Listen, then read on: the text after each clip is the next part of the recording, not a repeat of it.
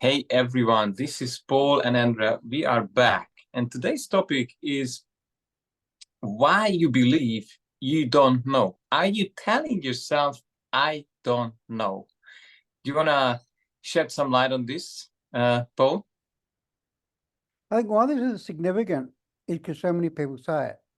I don't know, right? Including clients. You ask them a question, they go, I don't know. And part of that comes from an experience, I believe, when they're a child, when their parents try and frame them for doing something, and the easiest way to get out is to say, I don't know. Yeah. It's a way to escape. So when clients say it, or when you say it to a person, I think people are saying it to push people away so it's no longer discussed. But the important thing is actually an illusion. It's not about a memory, because we can choose to connect to any vibration. So for instance, I can connect to my birth, which I have, and I can tell exactly what went on, right? What the nurses are saying and whatever, right? And I can connect exactly what went on. So it's a particular vibration. So when people say, I don't know, what they're really saying is, I'm choosing not to connect to an experience. And probably the reason is because they perceive it as a trauma. So a lot of people say, for example, I can't remember my childhood. What? No, you can choose to connect to it. Yeah. Yes, fantastic. And I could not agree with you anymore because obviously it's too uncomfortable.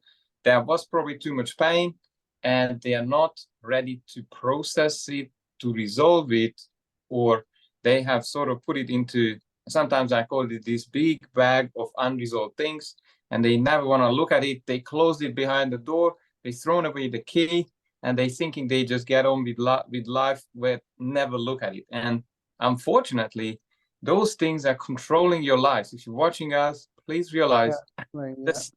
Want to look at the stuff that you don't want to confront, the stuff that is really uncomfortable needs to be let out and resolved. Any last words, Paul, for helping people to get through this? So my suggestion is, knowing that these so-called unresolved issues that you talked about that do control us and give us pain and suffering, is they are experiences we had to learn something. So I think if you look at it from a different perspective and go, okay, if I connect to that experience, even though it might have been uncomfortable that time, what can I learn from that experience? So I believe this is my challenge for people, right? I want you to connect to an experience that you think you can't remember. You say, I don't know all the time, right? Like a childhood, a particular age or something, birth or whatever it is. I want you to connect to it with and how do you connect to something with all your senses?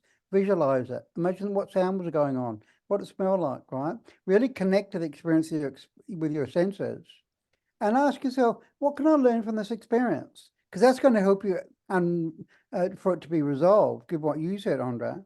And therefore people are going to be wiser and they're going to be healthy because they're not going to hold on to these unresolved issues in their body, which causes suffering. That's my challenge. I agree. And when you do this exercise, you create more levels of freedom, emotional freedom, and watch what happens on the outside. It will be reflected back to you. Thanks very much, Paul. We'll see you. Can I just ask one last thing is, catch yourself when you say, I don't know. Right, and go, oh my God, what do I know about that?